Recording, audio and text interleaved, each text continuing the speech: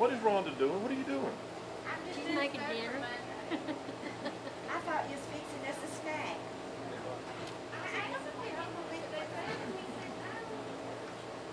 You never listen to a guy.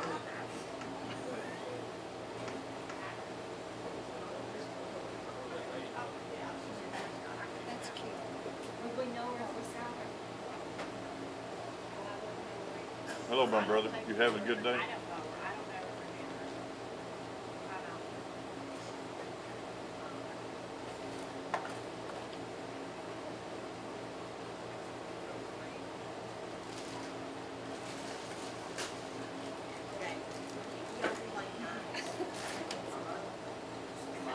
You there?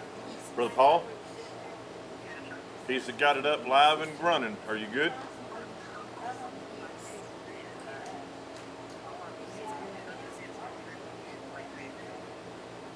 Okay, I'm gonna hand Richie the phone.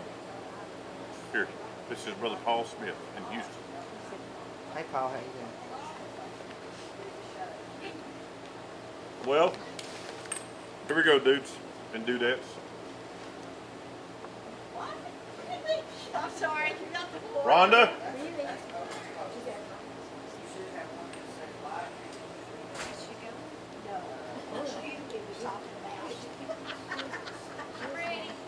What we are, what we want to do today,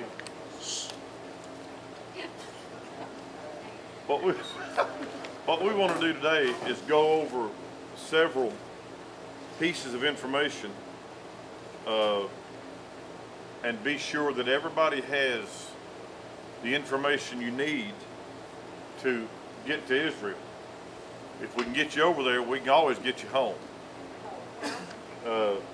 But we're gonna get you over there, and then we'll see what happens. And then after my little 15 minutes here, or 20 minutes, however, I'm not good at talking. Okay. Lord, don't get us drunk before you get us over there now. Come on. After I do my little spiel, we'll have a little time to answer questions and have a discussion about our trip. Just a couple of general things first. There are 44 travelers going, and from our Dalton or North Georgia group, you know that Clinton and Runell are going. You know that Oli and Eileen are going. You know that Margie and Lemuel are going, and Ray and Cheryl are going. So that's another 8 that are not here, and Betty is going. She's not here. Who else? John and Sherry. John and Sherry, and they're not here. So it's going to be a big crowd. One of the things that we have to decide here in Dalton is, there are ways for us to get to the airport other than having someone take us. We have a church van that seats a bunch of folks. Of course, we got to take luggage too. We could always have somebody drive us down and pick us up. Initially, when we started planning this, my goal was to have everybody come into Atlanta and get on the plane in Atlanta and be together from here on. Our friends in Houston, they're saving a little bit of money by going straight to New York. Our friends in Knoxville are saving a little bit of money by going straight to New York. So we won't get a chance to get the whole group together until we get to Newark, New Jersey. The advantage for us and the group in Houston is that we will clear customs when we get to the international gate in Atlanta. You won't have to go through customs again. Even in Israel, once you get in customs, you're in. Those guys are going to leave Knoxville, and it'll take them a lot longer to get through customs in Newark, New Jersey than it will us in Atlanta. If y'all have never traveled overseas, I will tell you that Atlanta is far and away the best airport in the world. It may be you may think it's the most crowded, you may think it's the most hectic, but when you see other airports around the country, you'll realize that Atlanta is the best airport in the world, bar none. Domestic or international. Now, having said that, uh, and obviously this is being recorded, and we've got friends in Tennessee and uh, Texas looking at this as well. So after this session is over, we can have a private discussion about how we want to get to Atlanta and if we want to do that as a group or whatever. But just a couple of general things first. Everybody has gotten your travel documents. Does anybody, have you looked at your airline tickets and make sure that everybody got your airline packet? That's critical. It should be in a envelope like this, and there's a few pieces of information that every one of us should have. But it also in that is your guaranteed seat on the plane. Nobody's going to bump us. We're not on standby. We're not on will call. We're guaranteed seats. We were our last traveler, and I don't call you tourists. You're not tourists. You're travelers. There's a huge difference. You are travelers. Over there, they will call you pilgrims, by the way. But you are travelers, and so our last traveler that we secured, actually, they were guaranteeing the seats. They were buying the seats on the plane from Newark the day this sister confirmed her travel. So that's the beauty of it. We cut it that close, and I told Steve, our contact at Pilgrim, to put her on the plane to Israel, even if I didn't get on it, that I would just take an earlier or later plane and meet you guys over there. But everybody's got your documents and everybody's good to go. There's a piece of information in here that is a really, really good piece of information, and it's talked about group tour etiquette. Group tour etiquette. We'll have about a 3-hour layover in Newark. If you've never been seated on a jumbo jet, depending on what, I don't know that United has 747s. I know that's about all El Al flies, but we're on United. It'll probably be a 777. But they can put up to 300 people on that, and it takes about an hour to an hour and a half just to seat the people on the plane. So the longer you're on the plane, the longer you're going to sit there. Really, it's better to be the last person on because your seat's guaranteed anyway. Your carry-on baggage, you're going to be tempted to have this carry-on bag, and by the way, you should put some snacks in that you can get to during your flight overseas, because it's 10 hours from Newark to Tel Aviv. A little over 10 hours, matter of fact. Going over, it's quicker. Coming back, there's a headwind. Going over, there's a tailwind. So it'll take us a couple hours longer to get back than it will to go over. One of my brothers here suggested we just finish circling the other way to cut down on time. We'll take that up with the pilot deal. And by the way, I talked to Brother Marty last night about you and him sitting together, and we've decided, all of us have, that cannot happen. Your reputation precedes you. So your carry-on bag, all of you know that you get one carry-on bag and one check bag. Don't worry about the dimensions. Any luggage you buy, any luggage you have will fit. Obviously, you have to have a smaller bag to take on the plane. Here's the rub.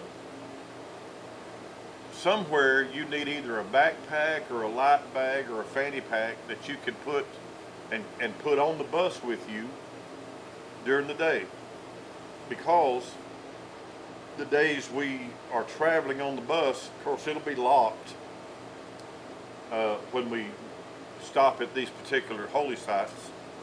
But you're going to want to have snacks on the plane going over there with you, and you'll want access to that.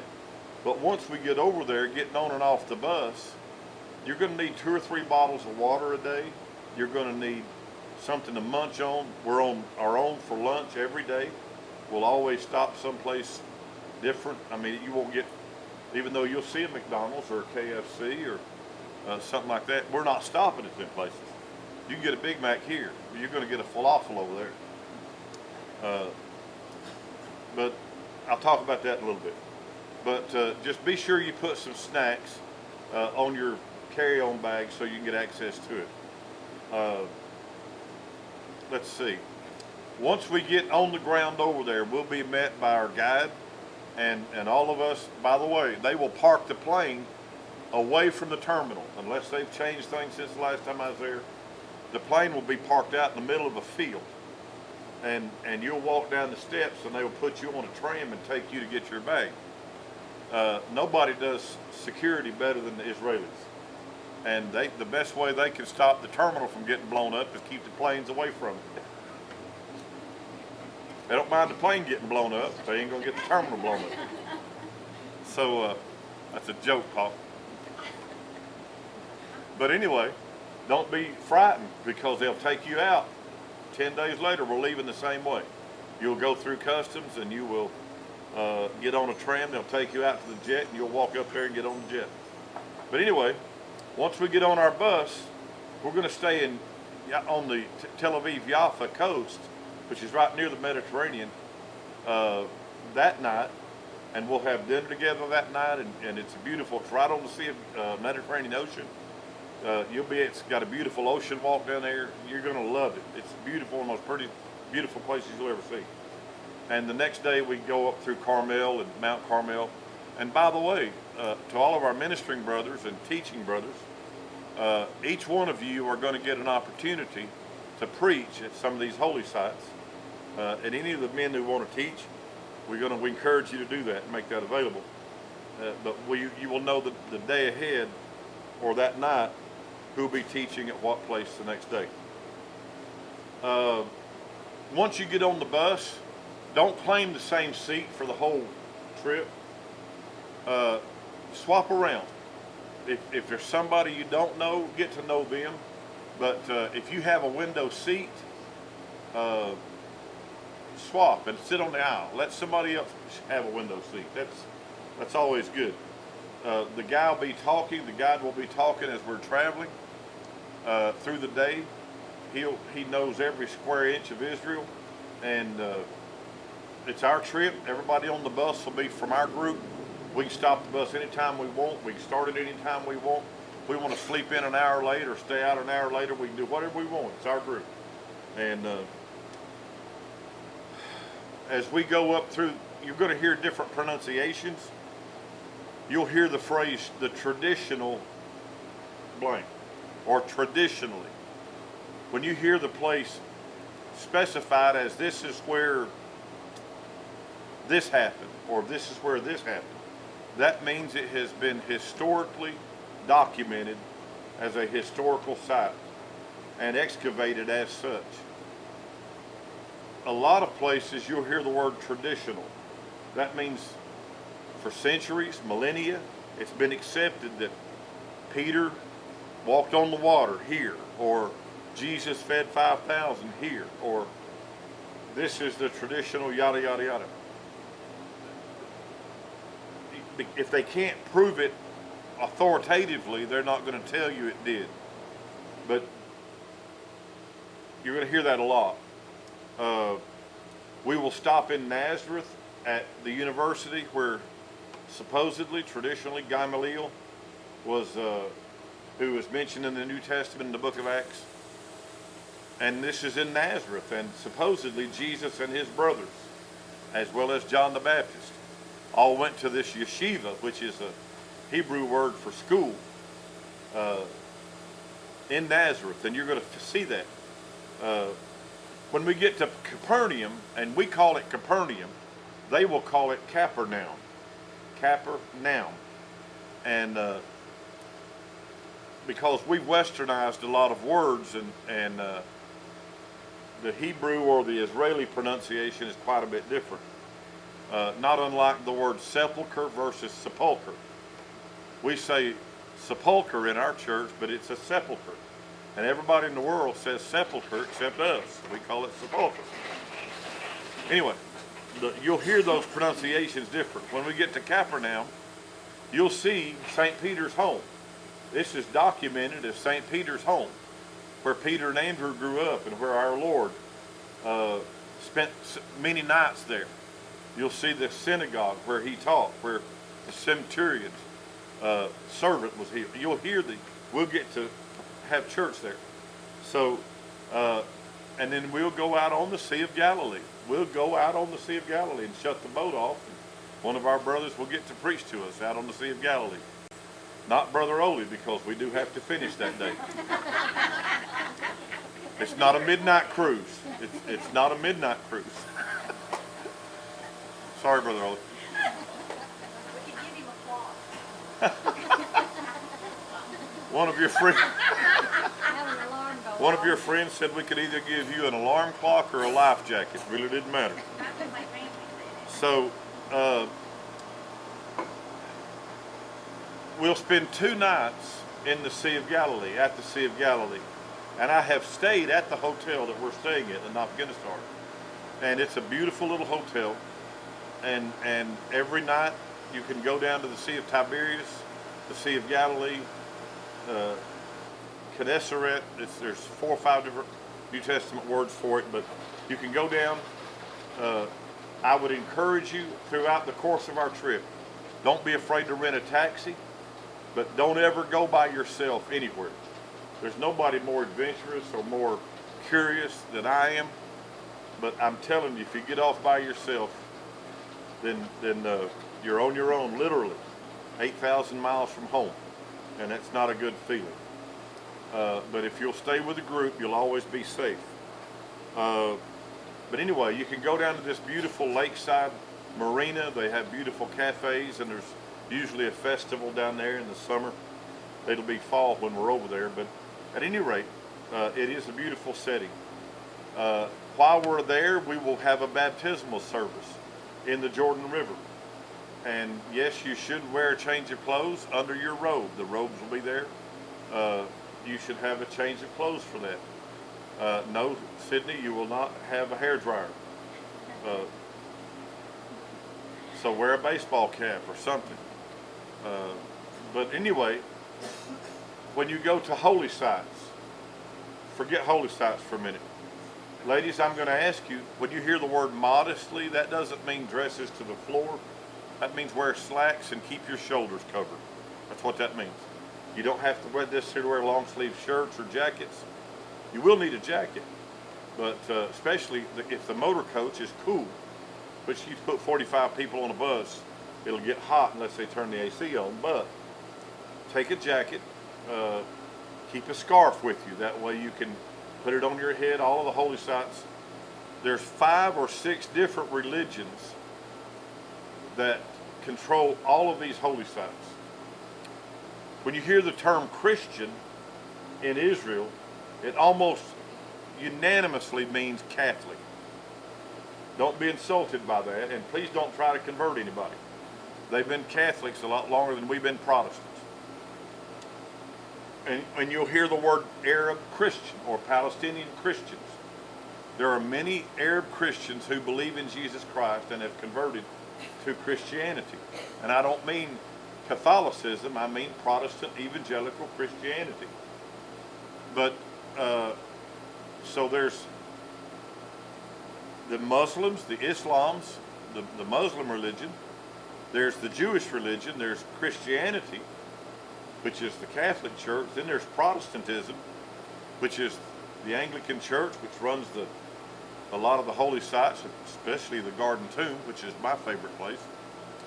But also you'll hear of church called the Eastern Church, or the Eastern Orthodox Church, or the Greek Orthodox Church. All of those are words for the same organization. In the 5th century AD, by the way, over there they don't call it AD, Anno Domini. They don't mean that. They don't respect Christ as the Messiah, so they don't affix AD, Anno Domini, to their calendar. It is always BCE, which is before the Common Era, and ACE, after the Common Era. Common Era being 0, before that is before Common Era, after that is ACE, after Common Era. So when you see BCE and ACE, don't get offended and think, well, it ought to be BC and AD, because they don't care what you think. They've been there a lot longer than America's been here. And so keep a scarf with you, men. Most of the holy sites that we're going to go to will have a yarmulke, a paper skull cap there that the Jews wear. They'll have those. You may want to buy one just for a souvenir. I've got several I bought down through the years. I'll probably buy another one. I had a picture sent to me the other day of one of the young ladies in a hijab, and I called it a hijab because that's what the Muslim women wear. I don't think she knew it as that. It was a scarf. So this, yeah. I knew it was a hot dog. Okay. So she's telling us now she knew it was a hijab. I learned that from, I saw that at school. And I looked up on it. Well, anyway, my young sister here had this Muslim scarf on. You call it hijab, the job, bad job, good job, any of the job you want. But when you get to the Western Wall, listen, when you get to the Western Wall, which is a Jewish holy site, matter of fact, it is the most holy Jewish site in the whole world. It is where the first and second temple was built, and these guys believe that they're going to build a third temple, and when that happens, yada yada yada, a bunch of stuff's going to happen. They won't let you wear that hijab, that Muslim scarf, to the Western Wall. So unwrap it and just put it over your head and let it fall down. But I'll tell you that when we get there. And by the way, we're going to go to some Muslim holy sites. And please don't be offended by that. Don't say, well, I'm not a Muslim, I'm not going. You ain't Catholic either, but you're going Catholic sites. I didn't mean to sound arrogant, forgive me. But when we go to these other holy sites, we have to respect the beliefs of those that are there. That means when we go in the Al-Aqsa Mosque, which is the largest Muslim mosque in the world, it's on top of Temple Mount, which the Arabs control. The Jews control all of Israel, but they allow the Palestinians to worship in the Al-Aqsa Mosque on top of it. And the Dome on the Rock, which is the gold dome that everybody equates to Jerusalem, covers the rock that supposedly, traditionally, Allah took his midnight ride from Medina to Jerusalem, and Allah gave him the Quran. And so Islam was birthed there. The Jews recognized that as Temple Mount, where the Holy of Holies was built, and Christians recognized that as the place where Abraham offered Isaac as a sacrifice.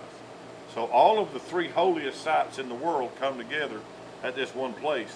We have to respect all of them, which means as we go to all of them, you are going to, we will respect all of their beliefs and not offend anybody.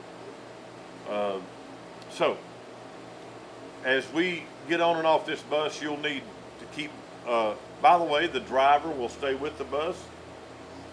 When he gets off the bus at lunch, he'll lock the bus and your possessions will be safe. The places we stay 2 nights or 3 nights, like Jerusalem, you will get a chance to, we won't be on a bus during the day. He'll drop us off at Jerusalem and we'll do our walking as long as we're able. If we're not, we'll rent a cab, or we'll put somebody in a wheelchair and push them around, or a shopping cart. And know that we won't be going to Walmart while we're over there. And I don't know that Target's over there yet, but we're not going there either. But there is a mall, and on your personal day, if you want to go to their mall in Jerusalem, and there's only one golf course in the whole country, and if you want to play golf on your off day, you can do that too. But your personal effects will be safe on the bus. Every morning we will eat a meal together, and every night we will eat a meal together. It will be the best food you've ever eaten in your life. It'll be different. They won't give you hamburgers. You're not going to eat a chicken dinner, rubber chicken dinner. You're not going to have lasagna and spaghetti and meatballs. These different places, they want you to come home and rave about their food. They want to impress you to the point of amazement. So every night, not just eating the food, but the serving of the food and the presentation of it is going to just overwhelm you. Eat all you want. Eat all you want. You can eat until you get sick. The food is delicious. The breakfast is going to amaze you.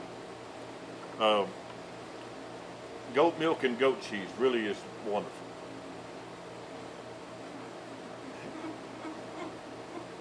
You'll love it. I promise.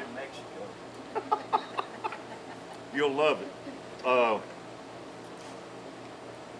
Let's see. Money. Let's talk money. How much money to take? I'm going to take a couple of $100. The main thing is take some singles. Take at least $50 in singles. I will take $100 in singles. Several times a day, you're going to peel off. Anytime you want something or ask somebody to do something for you, give them a tip. Give them a tip. That's how they make their money over there. Matter of fact, in my envelope from Pilgrim, that says tip money on it.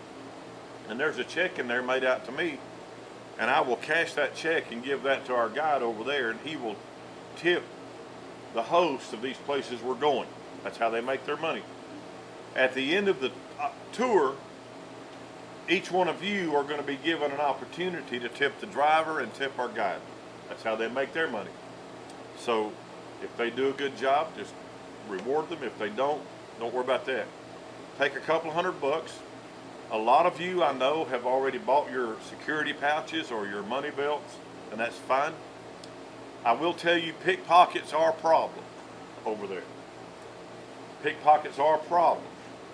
Anytime you go in a crowd, it's important we stay together, because somebody will show you something here in front of you and have their hand in your pocket that you can't see.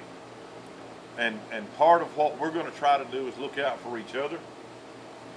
But yes, it's okay if you want to hide your money with your passport, your travel documents in it. That's fine.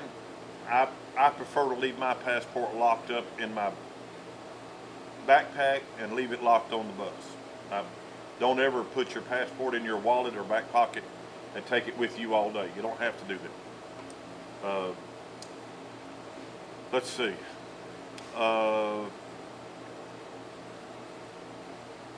We will do things after dinner. We'll have an opportunity to have conversation and talk about our day and what's going on the next day.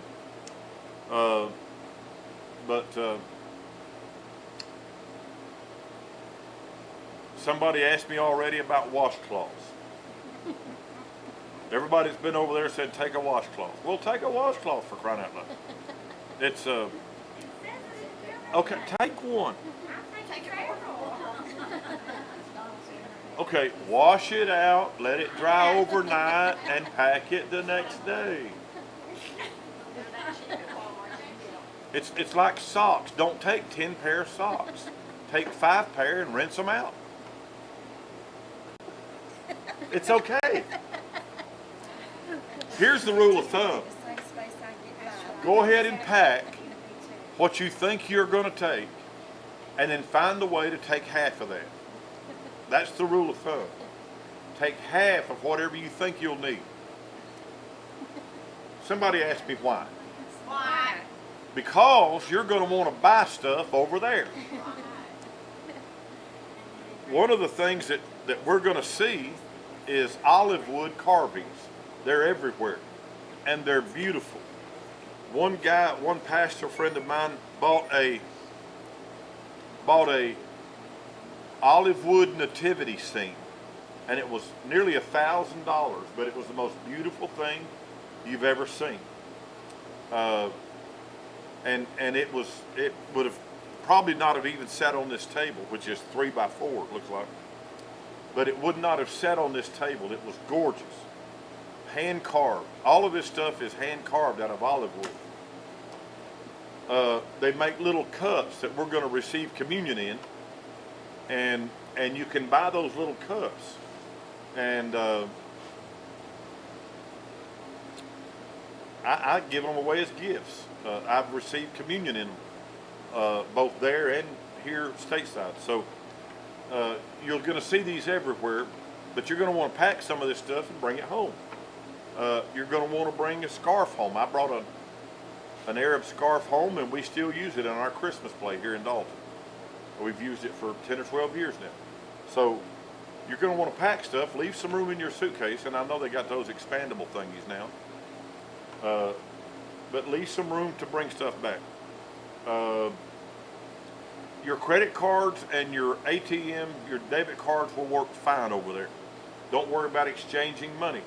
If you want to exchange some American money for shekels, and that's what it is, it's the NIS, New Israeli Shekel. And that's what you're going to hear. How many shekels make $1? It doesn't matter. They're going to tell you in dollars, and they're going to tell you in shekels what everything costs. And by the way, guys, when you're shopping, the more indifferent you can act, the better price you're going to get. Haggle, they love to haggle. They've been haggling for 3,000 years over there. I always wanted to take my mom over there, just see how she can haggle with them people. But yes, haggle. You're going to see shops. People are going to want to sell you stuff. It's just unbelievable, the bargains you're going to find. The beauty of going as a group together,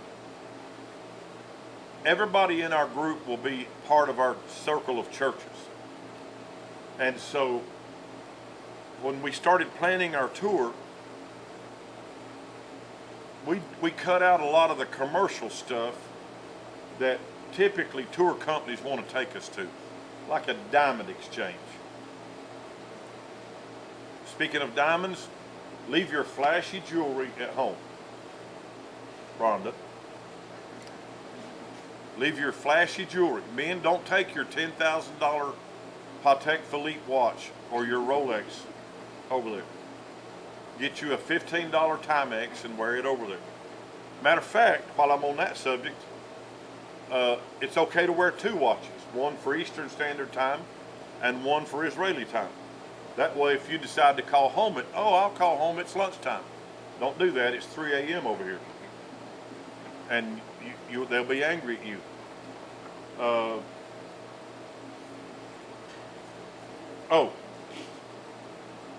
Your phones will work fine. Be sure you check with your carrier and make sure your cell phones, you may have to punch in a code to get access on their network. Check with your carrier. Don't worry about exchanging money. Ron? A converter, yes, you'll need a converter. You'll need a converter. They're fairly cheap, and they'll sell them over there too if you don't have one. Anything they can make money off Americans, they will do, and have been doing. Let's talk for a minute about security. First of all, don't let anybody give you anything. Do not accept anything someone gives you. If you can't see what it is, don't even touch it. If you buy something, watch them wrap it. You want to be sure that what they give you, you saw. The reason for that is security. Nobody in the world does security better than Israelis. Nobody. Every teenager at the age of 18, once they get out of high school, is enrolled in the Israeli army. It's called the IDF, which is the Israeli Defense Force. Every Israeli citizen automatically at 18 goes into IDF. And after boot camp, they give every IDF soldier a machine gun. And for their tour in the IDF, that machine gun does not leave their side. Not at nighttime, not in the shower, not anywhere. And while they're on active duty, unless they're on leave, they have, and you'll see them by the thousands everywhere, beautiful Israelis. They're beautiful, Middle Eastern people are beautiful people. They're strikingly beautiful. But you will see these beautiful teenage girls with machine guns slung over their shoulder, and their hands on the pistol grip of it. Do not take their picture. They will be very insulted by that. You can talk to them, you can look at them, but don't take their picture. If you ask for permission, they won't be insulted. Most times they'll tell you no. First time I went, I took a picture with their permission. This beautiful Israeli soldier. And it was when I got my picture home deal, I noticed that her hand was on the trigger. And you'll see them on the buses. They'll sleep with it across their chest, just like this. In the taxis, you'll see them just like this. And they make it part of them. Nobody does security better than them. Do not ever accept anything from anybody that you've not bought. Because when you get back on the plane to come home, a security agent, which by the way, all of them work for the Mossad, which is the Israeli Secret Service. All of them are Mossad agents. They will ask you, the first question they ask each and every one of us is, has anyone given you anything to bring with you? And your answer, of course, is going to be no. Do you have anything you did not pay for? No. Again, no. I had a missionary friend of mine who later moved to Cartersville.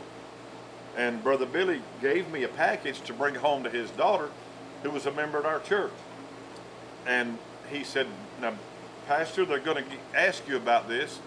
He said, if you tell them yes, they're going to unwrap it. He said, so I didn't wrap it. And sure enough, he put it in a bag. And when he said, has anybody given you anything? I said, yes, sir. A friend of mine gave me this. He took it, immediately unwrapped it, took it down to the bare essentials, put it back in. There you go. So we're not going to take anything from anybody over there that you didn't buy. Let's see. Where was I? Richie. Somebody said that you can't look some of the people in the eyes or something. What was that on? About women not supposed to look at Women. Oh, the Arab women, not the Palestinians. There's this scarf they wear around their head. Their face is open. But if you see one with only her eyes, you'll notice they typically look down. Those with the veil are the ones who don't want you to look at them. But as far as the Israelis or the Palestinian Christians I mean, you're going to see a lot of people over there. And don't be afraid of looking them in the face. If you see an Arab with her face covered, she doesn't want to look at you. She don't want you to look at her. And don't offend her by staring at her. But other than that, no, you're fine.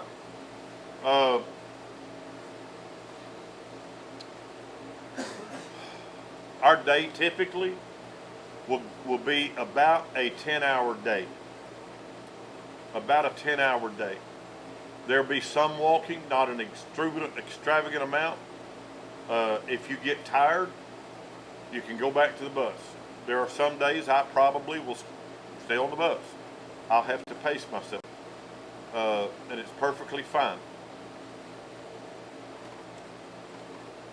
The Dead Sea, which is where you can go swimming in the Dead Sea. You can't sink. You might say, well, Dale, I can't swim. You don't have to swim. You can't sink. But I think one of the things says don't shave the day you're going to the Dead Sea. Ladies, I'm not going to tell you not to shave. Y'all are old enough to know how to take care of yourself. But the salinity, the salt content of the Dead Sea is such that it will burn you. It will burn you. That won't burn you bad. You know what salt in the wound feels like. So if you have a rash, it's going to burn. But you can wear a bathing suit just for the sake of our group and our own witness. Ladies, I'm going to ask you to wear shorts over your bathing suit. I think that's reasonable. It's certainly modest enough. And if you want to get in the Dead Sea, get in the Dead Sea. I will tell you this. Everybody knows the story of Cleopatra and her beauty. Cleopatra was so beautiful that she actually stole Mark Antony's heart, and that fell to one of the downfalls of the Roman Empire. She got her cosmetics. They were made from chemicals and minerals in the Dead Sea. And the name of that company is still there. Of course, it wasn't in existence then. That was 4,000 years ago. But the name of the company is Ahava, A-H-A-V-A. And you can look it up. They still make the stuff, and they ship it all over the world. And we will stop there for the sake of my sisters. But men, if you really want to make a friend with your wife, you get her some of their skin lotion. It's the best in the world. And everybody who's ever used it swears by it. The hand lotion, the skin lotion is the best in the world. The moisturizer is the best there is and has been for many thousands of years. We will stop there. But it's right across the street from the Qumran Dead Sea Scrolls. So while I'm over there in the Dead Sea Scrolls, y'all can be over there buying makeup. Will you get to kiss a camel? Ride a camel. Yes, you will get to ride a camel. And I've already been asked, can we trade Sydney Wilson for a camel? If her mom and dad want to leave her over there and bring a camel home, that's up to them. There's a group of people over there called Bedouins. These Bedouins live in the desert, and they are tent dwellers in the desert. And they've been doing this for thousands upon thousands upon thousands of years. And they are roaming, traveling desert dwellers. And so you'll see their goats and camels and their animals and their chickens and their families living in the desert. We'll go back up the mountain the same way that night, and it'll be gone. They'll be somewhere else. And that's what they do. These tribes travel all over the desert, the Negev desert, and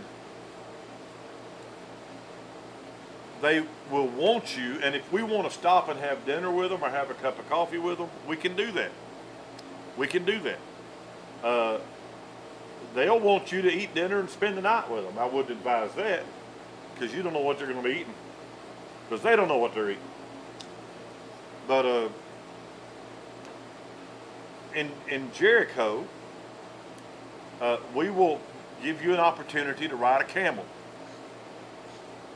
Do not make the mistake of putting a carrot in your mouth. Somebody's speaking it from experience. I had the great misfortune. Harrison, my guide over there on 2 trips, he said, Dale, on the first trip, he said, hold this carrot.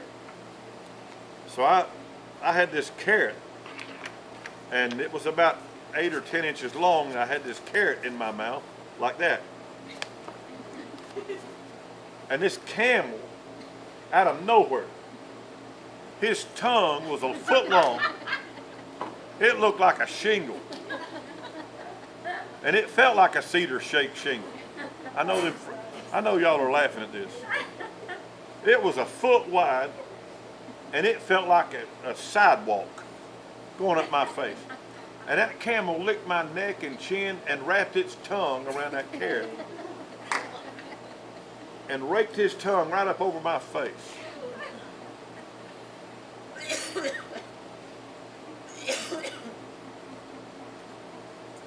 It was weeks before I felt like I was clean. So that's the deal. Let them play that trick on another group. Don't make the mistake of putting the carrot in your mouth. Until I have my camera ready, and then we may try that. But yes, you'll get a chance to go to Jericho. You'll see where Joshua brought Israel across the Jordan. From east to west, by the way, not west to east.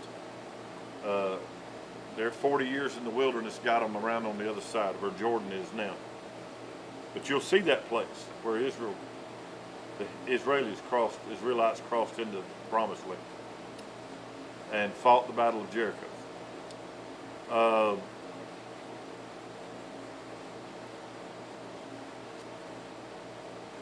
Let's see, the baptism, the communion. Let's talk about the communion.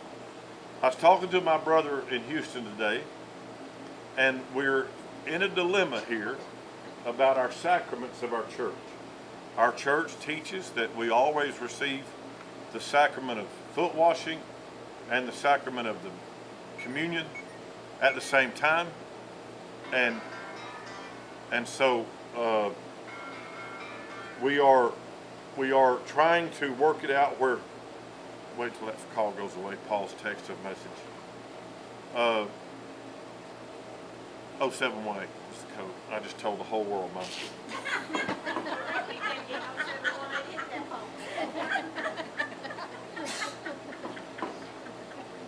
Yeah, change that now. It says, will our iPad work when we are there? They do have internet service, yes. They do have internet service. Matter of fact, the coach will probably have a hotspot on it. I can't believe I did that. You can change it. Yeah, right here, remember that one. It's easy for me to remember. So anyway, I'm so stupid. We're trying to work this out. I was talking to my brother this afternoon or this morning, and we're not going to do anything against the teachings of our church. So if we have to have the baptismal service while we're at Galilee, and then that night we can arrange it at the hotel, or we can have the foot washing that night, we'll do that. Because, and by the way, we will have, I know of at least 4 pastors, ministers there, and I'll have a lot of our members, obviously, that you may want me to baptize, you may want one of the other brothers to baptize. That's fine. I'm going to have my brothers baptize me. You may say, well, what if I want this brother and that brother? Have at it. Have at it. If you want all of them to baptize you, have it there. That's perfectly between you and God. If you want to have a baptizing every Sunday, you may get asked to pay the water bill, but have one every Sunday. If that's what it takes for you to make it to heaven, it'll be all right. Ma'am, they will have robes available.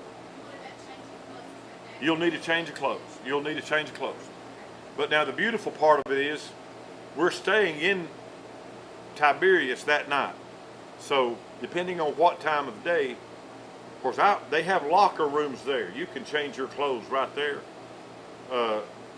Showers and locker rooms. So you'll go in and change and put on your baptismal clothes, and then go back out and put on your dry clothes. And they'll give you little bags for your wet clothes that night. Just dry them out. So it's very, again, there's a sidewalk with steps to walk down in the water. I will tell you, it will easily be the coldest water you have ever stepped into. I've been rafting, whitewater rafting, 2 dozen times. It's colder than any water it's colder than ice water I put my knee in before I had my surgery. It's cold, cold, cold, cold, cold, cold, cold, ice cold, cold. I'll get sick. You won't get sick. You won't be in it that long. But it's worth it. I promise it's worth it. And again, we'll do this as a group. We're going to be in this together. That's the beautiful part of this. Part of what Brother Paul and I talked about 2 years ago was doing this for our brothers and sisters. I was talking to one of our pastor brothers at the funeral this week. And he said, Brother Dale, I wish I had arranged to go. He said, if I'd known now what I knew then, if I had known then what I know now, I would have borrowed the money to go for my wife and I. He said, I'd love to go next year. I said, how about next year after year? He said, well, you're not going every year. I said, this is killing me. I'm going just to rest. Yes. Even yesterday, I was on the phone trying to get this baptismal thing, foot washing thing ironed out, and still trying to work it out. And then the communion in the garden tomb. we're having to get that worked out. So it's just some logistics that we're trying to work on. And I didn't even think about the sacrament thing until just a few days ago. So we're still working on it, but we will get it worked out. Can you jump in the cold water first? You can get in it first, yes. I mean, jump. That's just a shock to me. I'm still shocked after that. I'm shocked at that. Here's the thing. We're going to be, the road goes around the Sea of Galilee. And I told my wife the first time I went, and I'll tell you guys, the first time I went, it was so beautiful. It's the most beautiful place my eyes have ever seen. I know that Western Kentucky is beautiful. Upstate New York with its orchards and vineyards is beautiful. I've seen Niagara. I've seen Empire State Building. Beautiful golf courses. Galilee is the most beautiful place that I've ever seen. And I told Debbie when I got back, I said, had I been single, I would not have come home. I would have sold my ticket and stayed there. I'd still be there. It's that beautiful. It's not unheard of to see people, and you'll talk to some people who went over there on a pilgrimage just like ours and never left. You're going to meet some of those people. As we go around the Sea of Galilee, we're going to stop at different places, like where Christ was sitting on the shore, and he came to the boat in the storm. We're going to stop at the traditional site where that happened. And you're going to get a chance to literally walk out into the Sea of Galilee where Christ walked on the water. So yes, you'll know how cold the water is. Now, I would not recommend jumping in there because you won't have a change of clothes. But yes, we will drive all the way around the Sea of Galilee. It's not. That may explain why he walked on the water, because it was too cold to swim in. That may explain why Peter backslid too while we're on the subject. Oh, and by the way, let me tell you all this.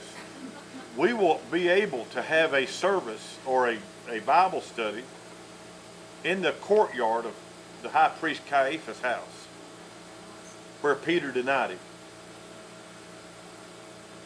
What most travelers don't know is that there is a pit in the ground. They call it a cistern. But there's a pit in the ground where tradition says that Christ was held before his trial. And it's probably 12 or 15 feet below the surface of the ground. And you can take a ladder down in there and you'll see what Christ, and they didn't have a ladder, they just threw him down in there and pulled him up when his trial came. We'll go in Lazarus' tomb. You'll get a chance to crawl down in the cave where Lazarus' tomb was in Bethany. If you're claustrophobic, you may not want to do that. We will go to the upper room, which is built on top of the site where the Holy Ghost came to the church.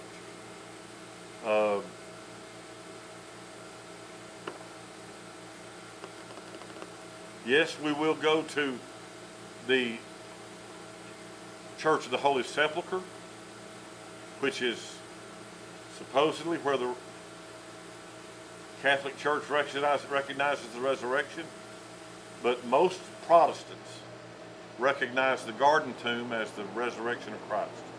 We're going to go to both of them. Yes, we will go to Bethlehem, and you will see the manger, supposedly, that Christ was laid in. And it's a feed trough. And you'll see the silver star in the ground where the most glorious event that ever happened occurred. You'll see that place. By the way, a lot of our friends from different religions burn incense, and you will get sick of smelling this incense. It's a heavy oil incense. and it'll be a real heavy odor. It's not a pungent, rank smell, but it'll be different than anything you smell. It's not a real pleasant incense stick that you light to get the musty oil out of the house. This has been burning for ages, eons. While I'm on that subject, one of the ladies last night mentioned if you wear a cologne or perfume for the sake of our travelers on the bus, please abstain from that as a courtesy to our travelers, because some of them have allergies, and just as a courtesy, if you wear it, wear very little of it. I love Polo, the cologne. I won't wear it while we're in Israel, out of respect for my fellow travelers.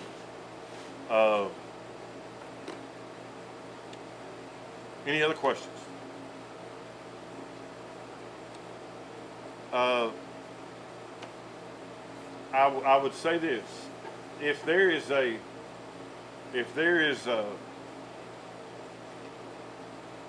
you might say, well, Brother Dale, is there any danger? I feel much safer, and I'm saying this from my own personal experience. I feel much safer walking through downtown Jerusalem or the old city of Jerusalem in the wee hours of the morning than I would walking across those railroad tracks in Dalton, Georgia after dark. And it's not close.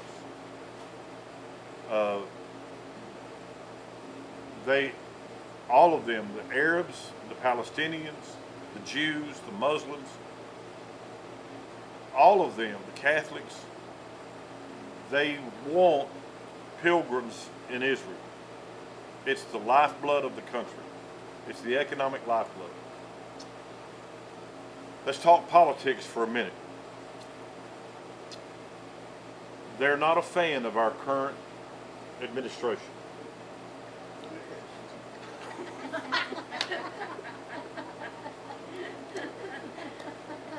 One of my brothers here said, "Who is?" I would just say this.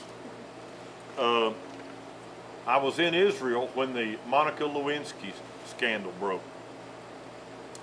And here it is on the Jerusalem Post, this picture of this woman and this picture of this blue dress. And for the rest of our trip there, we were ridiculed because of the misdeeds of our American president. I will tell you that the Israeli people do not think a lot of our president. And but they think that their Prime Minister Benjamin Netanyahu, which goes by the name Bibi, B-I-B-I, and when you see Bibi, it refers to Netanyahu. They think he walks on water. And frankly, I'm a big fan of Benjamin Netanyahu myself. So, and he's in his second term as you know what the code is now. So does the whole world. But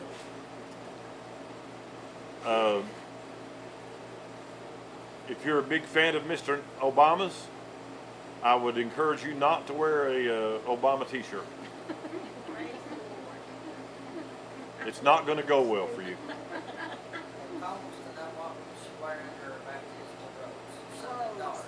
Something dark, dark khakis or dark jeans. And ladies, I'd tell you to wear pants every day. Wear jeans every day. Just wear jeans every day. What's the weather going to be like? The weather's right now is their fall. It's not their rainy season. Their rainy season is December to April, I guess. So it's going to be 60s at night and mid to 70s to 80 in the day. Light jacket. On the bus, it's going to be cool. On the airplane, it's going to be cool. One of the ladies last night said, she was going to take a jacket and even a blanket with her on the plane. That's fine. I would have a blanket available on the bus. If you get cold on the bus, you're going to get cold on the bus. You won't have a deacon there to turn the thermostat up.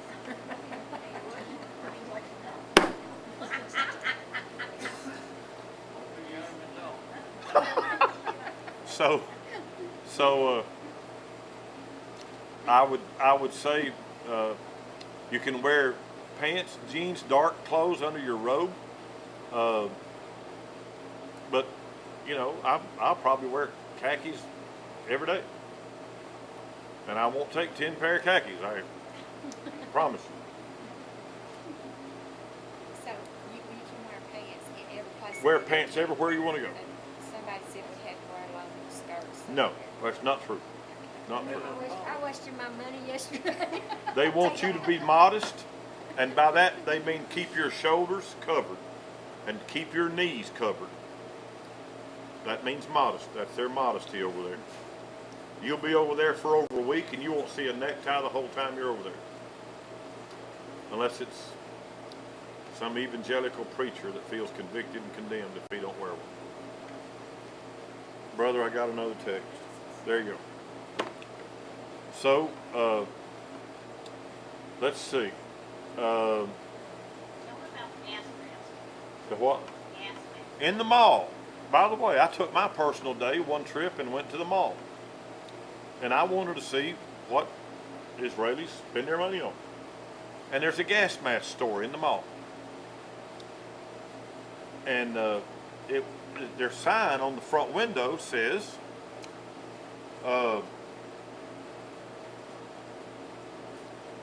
in the event of a national emergency, and I'm loosely translating, gas masks will be available on the following priority. IDF, that's the soldiers. Israeli citizens, that's the second priority. Palestinians, thirdly, and tourists, lastly. So if they have a chemical weapons attack, all I can tell you is get upwind.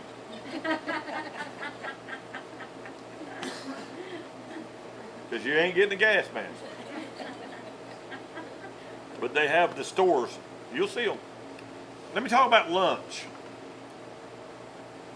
I don't know. Nobody is more food phobic than me. I don't eat nothing I don't recognize. I've never had a grit. I've never ate macaroni and cheese. I think cottage cheese is the most repugnant thing that God ever allowed to be made. Matter of fact, it's just rotten milk is what that is. But in Israel, I will try something new several times a day. And especially at lunch. Now, except for the days we're at Tiberias. When we're up in the Galilee, don't be suckered into that St. Peter's fish. Stay away from that. It's awful. If you've ever had deep fried carp, it makes carp taste like red snapper.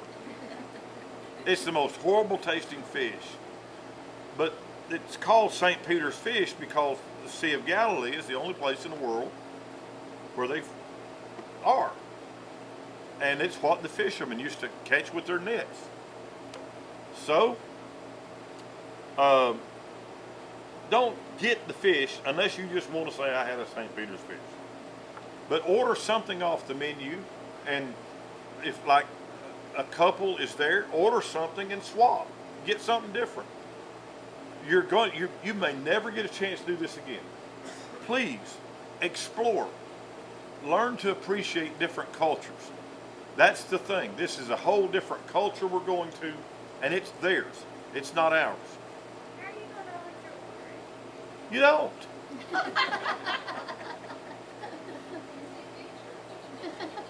Most things are in English over there. It'll have a word and a description, like a lot of Mexican restaurants menu. But I see things on Mexican. I've been eating Mexican all my life. I still see things. Then it's on a Mexican restaurant, that I didn't see on there last week. They're all the time creating new stuff to put on a Mexican menu. So just ask, is that any good? And they'll probably bring you a sample. They want to wow you. They want to impress you. So order something. I'll let everybody order. I'm gonna taste everybody. Trying to figure out what I like. That's what I order. As long as it's not moving, 44 Here, Rhonda. people, then you'll be full. as long as it ain't moving, it's okay to eat. Oh my goodness. But lunch, we're on our own. You'll hear this phrase called falafel. And every 25 feet in Jerusalem and outside of Jerusalem, you're going to see a falafel shop. And it is their taco. And I can tell you that you could eat them all day, every day, and lose weight. It's the healthiest, most delicious piece of food I've ever had in my life. And you absolutely can't get enough of them. They're delicious. We'll sit around little sidewalk cafes like this, and you'll want to take a box and put them on the bus and snack on them. They're that good. But lunch, we're on our own. So if you want to eat with a handful of folks, that's fine. If you want to eat as a group, but nobody's going to be able to seat 45 people at the same time. So we're on our own. But regardless, What about on the Sabbath day there? say again, What about on the Sabbath day there? what about on Sabbath? Their Sabbath is Friday night to Saturday night. And in Israel, when we talk about Sabbath over there, that's from sundown Friday to sundown Sunday. And while I'm on that subject, let me insert this. Even on the plane going over out of Newark, you're going to see these strange creatures in long black coats with big old wide brim black felt hats and side locks down the side of their head. These are men, and most of them will have a beard. And about 2 hours into the flight, they're going to get up and go to the back of the airplane, and you're going to hear them praying. And they're going to be like this. And they'll be praying. And if you're sitting on the back of the plane, you're just sitting on the back of the plane, they're praying around you. And you'll see them with leather straps around their arms. You may occasionally see a leather strap around their head with a box, a wooden box or glass box right there. This is a whole different culture we're going to. These guys are called Orthodox, Conservative, Observant Jews. The short name for them is Hasidic Jews. Hasidic. And to shorten that is Hasid. They're Hasids. They don't work. They don't have jobs. They spend their days, Sunday through Friday afternoon, in yeshiva, studying the Torah, or Torah, they call it over there. And that's all they do is study the law. And they are a plague to his other Israelis, especially more moderate, progressive Israelis, because they live off the Jews and Israeli government and Israeli society. They don't work, they don't pay taxes, but they eat and enjoy the benefits of the culture and the society and the civilization, but they don't pay any taxes because they don't make any money. They don't have jobs. All they do is study. Ever learning, never able to come to the knowledge of the truth. So, you will see these Hasids, and they are so forceful in their observance of the law that if they see you doing anything after sundown Friday or during Saturday, don't be shocked to hear them rant at you, yell at you, curse you for working or doing anything on Saturday. But that's only the observant Jews. The whole country doesn't shut down on Sabbath. Just those observant, Jews. But the whole country is obviously up and and working. During the 6-day war, it actually happened on sundown on Friday. And they had to get special permission from the rabbis in the synagogue and temple to allow the Orthodox soldiers to go to war on Sabbath. True story. All right, let's see. Yes, we will have Sunday services over there. We will have Sunday services in our hotel. They do. They have laundromats. They have. Yes, Richie, they have ironing. Your idea of a 5-star hotel over here is not their equivalent of a 5-star hotel. It's not. Do we need to take any dressy clothes? You don't need a dressy, nothing. You don't need a suit. You don't need a jacket. You don't need a necktie. You won't wear it. It'll take up space. You won't need it.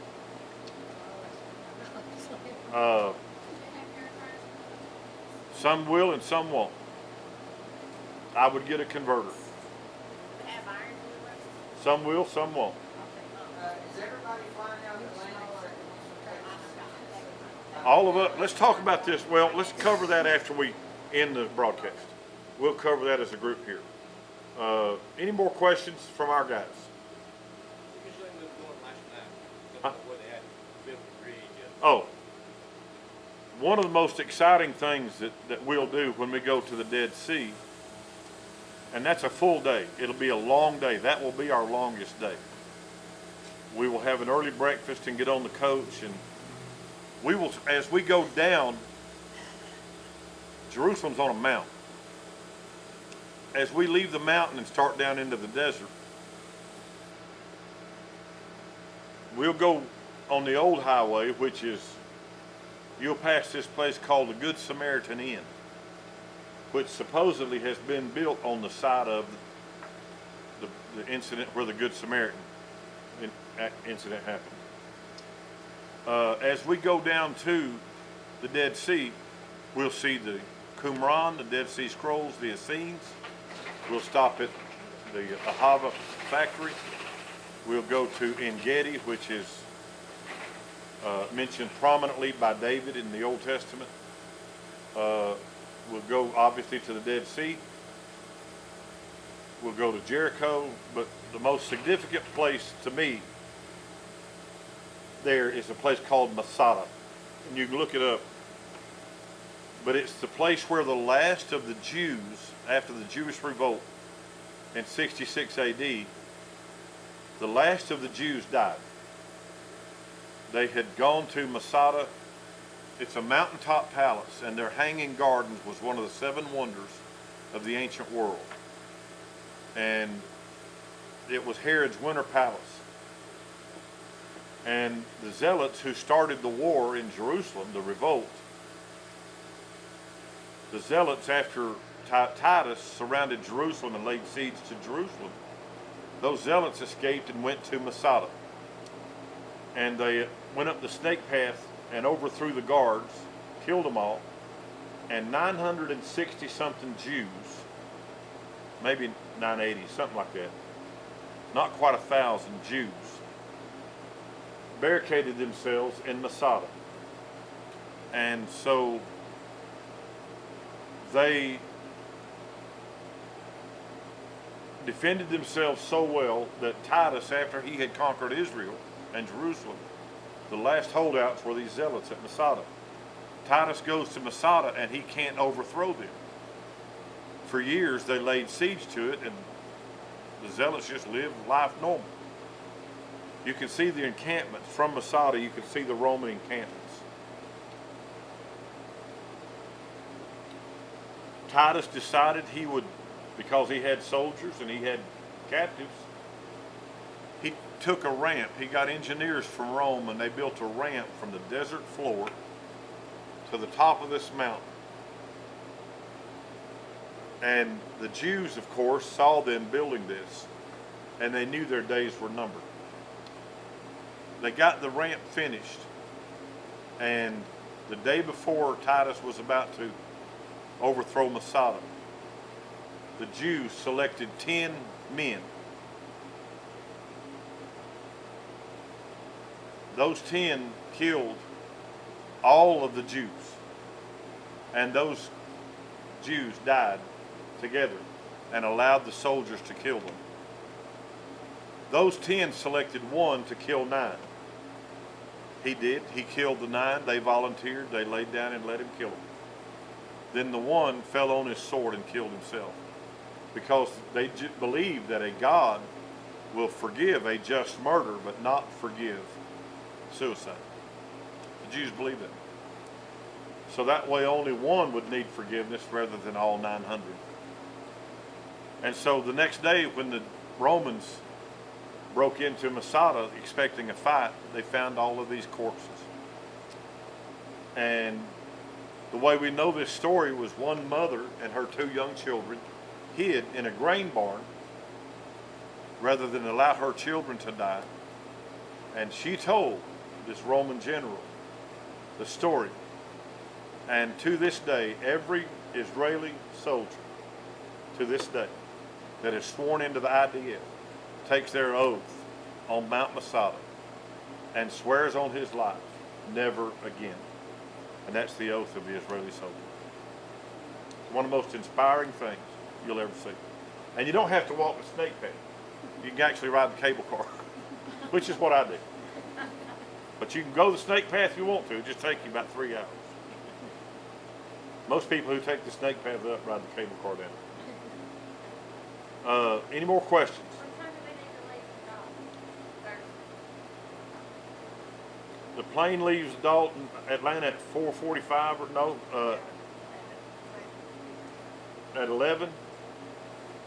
I would say we need to be there internationally. You need to be there 3 hours early, at least 3 hours early. We're going to talk about our local travel plans here as soon as we shut this off, because we need to find, if we can, find an economical way to get there. Anything else before we shut this off? And y'all have all got my number. I've been getting some questions from Knoxville today. So if you think of anything, please let me know. We love you guys. God bless you. We'll see you in a little bit.